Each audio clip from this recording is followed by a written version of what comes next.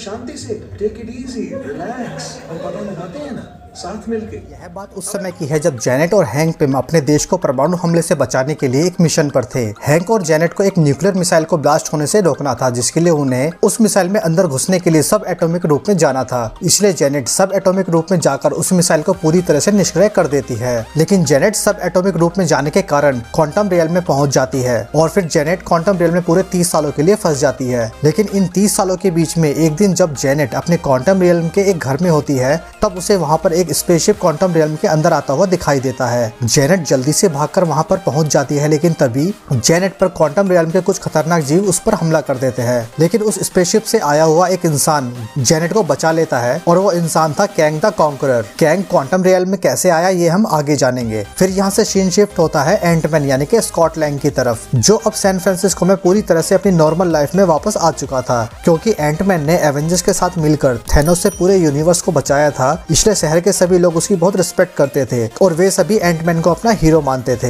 Ant-Man कोई भी सामान खरीदता था तो कोई उससे पैसे नहीं लेता था। एंटमैन और हॉप अपनी जिंदगी में काफी खुश थे। हॉप अपने फादर हैंक पिम की कंपनी संभाल रही होती है और पिम पार्टिकल के ऊपर नई रिसर्च को आगे बढ़ा रही होती है। सब कुछ अच्छा चल रहा था, लेकिन एक दिन स्कॉट लैंग को जेल से फोन आता है और उसे पता चलता है कि उसकी बेटी कैसी को पुलिस ने अरेस्ट कर लिया है, क्योंकि कैसी उन विरोधियों के ग्रुप में शामिल थी जो पुलिस द्वारा गरीब लोगों के टेंट हटाने के लिए प्रोटेस्ट कर रहे थे, जिस कारण कैसी पुलिस पर हमला करके उनकी गाड़ी को पिम पार्टिकल से छोटा कर देती है। उसके बाद होप और स्कॉट कैसी को घर वापस ले आते हैं और फिर वे सभी एक साथ मिलकर डिनर करने लगते हैं, जहाँ पर जेनेट कहती है कि उसने 30 सालों तक यह सब बहुत मिस किया। तब होप जेनेट से क्वांटम रियल्म के बारे में पूछती है कि आखिर वहाँ पर हुआ क्या था, मगर जेनेट किसी को कुछ नहीं बताती और बातों का टॉपिक चेंज कर देती है, जहाँ पर स्कॉट और जेनेट को पता चलता है कि कैसी ने हैंक पिम के नोट्स को पढ़कर उनकी रिसर्च को पूरा किया और एक ऐसा डिवाइस इन्वेंट किया है जो क्वांटम रियल में सिग्नल भेज सकता है। जैसे ही जेनेट को इस बात का पता चलता है तो वह पूरी तरह से घबरा जाती है और तुरंत उस मशीन की वायर को खींचकर उसे बंद कर देती है। लेकिन थोड़ी देर बाद वह मशीन अपने आप एक्टिवेट हो जाती है। दरअसल वो मशीन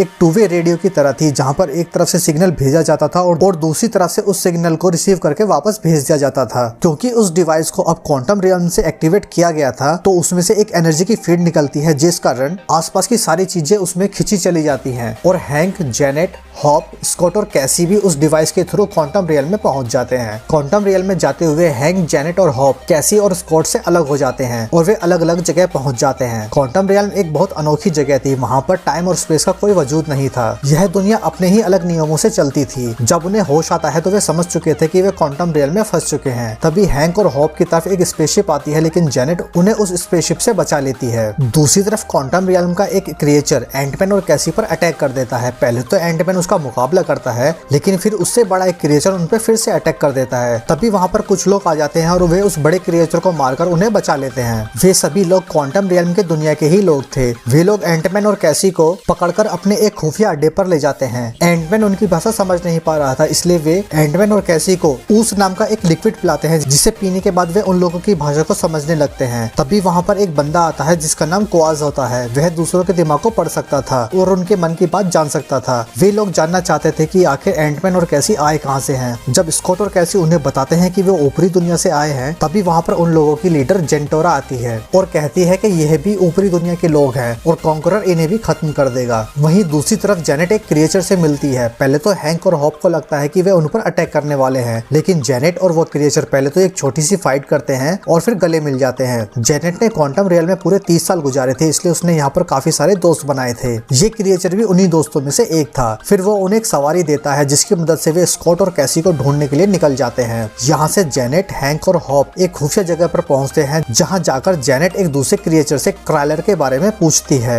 जेनेट क्राइलर की मदद से स्कॉट और कैसी को ढूंढकर क्वांटम रियल्म से बाहर निकलना चाहती थी। क्राइलर वह शख्स था जिसके साथ मिलकर जेनेट ने कॉन्करर से लड़ना शुरू किया था। वह जेनेट का पुराना साथी होता है, लेकिन क्राइलर पूरी तरह से अब बदल चुका था। उसने कॉन्करर से हाथ मिला लिया था, जिस कारण क्राइलर जेनेट की हेल्प करने के बजाय उन लोगों को कॉन्करर के पास ले जाने की कोशिश करता है। लेकिन जेनेट, हैंक और हॉप क्राइलर के लोगों को मारकर वहां से उसका शिप लेकर भाग जाते हैं। और दूसरी तरफ जेंटोरा एंटमैन को बताती है कि कॉन्करर ने उनके लोगों को बड़ी बेरहमी से मार दिया और उसने अपनी सल्तनत उन लोगों को तबाह करके बनाई है, जिस कारण कैसी उन लोगों की मदद करने का फैसला करती है। जब जेंटोरो को पता चलता है कि एंटमैन और कैसी जेनेट को ढूंढ रहे हैं तो वह कहती है कि जेनेट को यहाँ नहीं होना चाहिए था, क्योंकि कॉन्करर उसकी तलाश में कई सालों से है और अगर तुम उसके साथ हो तो वो भी तुम्हारे पीछे आएगा। तभी कॉन्करर के सिपाही एंटमैन और कैसी को ढूंढ लेते हैं और वहाँ आकर उन लोगों के सीक्रेट अड्डे पर हमला कर देते हैं। पहले तो वो सब कॉन्करर के सिपाही का मुकाबला तो करते हैं, मगर आखिर में वहाँ कॉन्करर का एक खास शिकारी उन पर हमला कर देता है, जिससे वहाँ काफी भगदड़ मच जाती है और वो उनके बहुत सारे लोगों को मार देता है। इस शिकारी का नाम था मोडॉक, यानी कि mechanised organism design only for killing. लेकिन जब एंटमैन का सामना मोडॉक से होता है तो एंटमैन को पता चलता है कि मोडॉक उसका पुराना दुश्मन येलो जैकेट यानी कि डैरेन है। एंटमैन के फर्स्ट पार्ट में जब एंटमैन ने डैरेन को क्वांटम रियल में पहुंचाया था तब डैरेन बहुत घायल हो गया था और फिर कॉन्करर ने उसे ढूंढकर एक खास शिकारी मोडॉक में बदल दिया और कॉन्करर ने डैरेन को क्वांटम रियल में एक नई जिंदगी दी थी। उसके बाद मोडॉक एंटमैन और कैसी को पकड़ लेता है और कॉन्करर के पास ले जाता है। मूवी की शुरुआत में कैसी ने अपने डिवाइस के थ्रू जो सिग्नल क्वांटम रियल में भेजा था उसे मोडॉक ने ही कैप्चर किया था, जिसकी मदद से वह उन सबको क्वांटम रियल में खींच लेता है। वहीं दूसरी तरफ होप जेनेट से पूछती है कि आखिरकार वह कौन है जिससे वो इतना डर रही है। फिर जेनेट हैंक और होप को सच्चाई बताने का फैसला करती है। वो बताती है कि वो अकेली नहीं थी जो क्वांटम रियल में फंसी थी, वहाँ उसे एक दूसरा इंसान मिला था जो कहता है कि वह एक ट्रैवलर है और वह भटक गया था और गलती से वहाँ आ गया है। उसके पास एक शिप था जो बहुत ही हाईटेक था, जिसकी मदद से वह पूरे मल्टीवर्स में ट्रैवल कर सकता था। कैंग जेनेट से झूठ बोलता है कि अगर वह इस शिप के मल्टीवर्सल कोर को ठीक करने के लिए उसकी मदद करेगी तो वह जेनेट को वापस घर जाने में मदद करेगा। मल्टीवर्सल कोर उस शिप का एक एनर्जी कोर था जिसकी मदद से कैंग द कॉन्करर किसी भी टाइमलाइन किसी भी मल्टीवर्स में कभी भी जा सकता था। उसके बाद जेनेट और कैंग ने जी जान लगाकर उस शिप के एनर्जी कोर या फिर मल्टीवर्सल कोर को ठीक करने में लगा दिए और आखिरकार एक दिन वे शिप के एनर्जी कोर को ठीक करने में कामयाब हो जाते हैं। कैंग का शिप पूरी तरह से न्यूरोकाइनेटिक था, यानी कि वो शिप कैंग के दिमाग से जुड़ा था और जैसे ही जेनेट उस शिप को हाथ लगाती तो वह कैंग के दिमाग को भी महसूस कर लेती है। जेनेट को पता चलता है कि उसने यहाँ आने से पहले बहुत सारे ग्रह को तबाह कर दिया था। उसने अलग अलग यूनिवर्स में जाकर वहाँ के यूनिवर्स और समय रेखाओं को तबाह कर दिया था। कैंग यहाँ पर भटक कर नहीं आया था, बल्कि कैंग को कैंग के ही दूसरे ताकतवर वेरिएंट्स ने मिलकर उसे क्वांटम रियल में समय और स्पेस से परे कैद कर दिया था ताकि वह समय रेखा को बर्बाद करके मल्टीवर्स वॉर ना कर पाए। उसके बाद कैंग जेनेट को अपना असली रूप दिखाता है और कहता है कि वह यहाँ से जाने के बाद कई सारी दुनिया को जीतने वाला है, मगर जेनेट कैंग द कॉन्करर को क्वांटम रियल से बाहर नहीं जाने देना चाहती थी, इसलिए वह कैंग के शिप का एनर्जी सोर्स लेकर वहाँ से भागने की कोशिश करती है। लेकिन कैंग द कॉन्करर की ताकत के सामने जेनेट कमजोर पड़ जाती है, इसलिए वह कैंग को रोकने के लिए उसके एनर्जी कोर को बड़ा करके उसका समय से कंट्रोल हटा देती है और दोनों हमेशा के लिए क्वांटम रियल में फंस जाते हैं। लेकिन उसके बाद भी कैंग और ज्यादा ताकतवर होता चला गया और उसने पूरे क्वांटम रियल पर अपना कब्जा कर लिया और अपनी कैद को अपनी संतुलन में बदल दिया। अब कैंग द कॉन्करर पूरे क्वांटम रियल को अपने तरीके से चला रहा था और उसे यहाँ से निकलने के लिए अपना कोर चाहिए था, जिसके लिए उसे पिम पार्टिकल चाहिए थे, जिस कारण कैंग द कॉन्करर एंटमैन और जेनेट की तलाश में उन्हें क्वांटम रियल में ले आया था। दूसरी तरफ कैंग एंटमैन और कैसी से मिलने आता है और एंटमैन से अपना कोर वापस लाने के लिए कहता है, मगर एंटमैन मना कर देता है। फिर कैंग कैसी को मारने की धमकी देता है, जिस कारण एंटमैन मजबूरी में कैंग की हेल्प करने के लिए मान जाता है। उसके बाद कैंग एंटमैन और कैसी को उसी कोर तक ले जाता है जिसे जेनेट ने नाकाम कर दिया था। फिर एंटमैन यहाँ से सीधे उस मल्टीवर्सल कोर के अंदर कूद जाता है। जैसे ही एंटमैन उस कोर के सेंटर तक पहुँचने की कोशिश करता है तो वह एक के बाद एक खुद के बहुत सारे वेरिएंट्स में डिवाइड हो जाता है, जिनकी संख्या अनगिनत थी और वे सभी एक साथ मिलकर कोर तक पहुँचने की कोशिश करते हैं। इसी बीच जेनेट, हैंक और होप भी वहाँ आ जाते हैं और एंटमैन का पता लगा लेते हैं। फिर जेनेट एंटमैन के सिग्नल को ट्रेस करते हुए उसी कोर पे कूद जाती है और एंटमैन तक पहुँच जाती है। कोर में जाते ही होप यानी कि वास्प के भी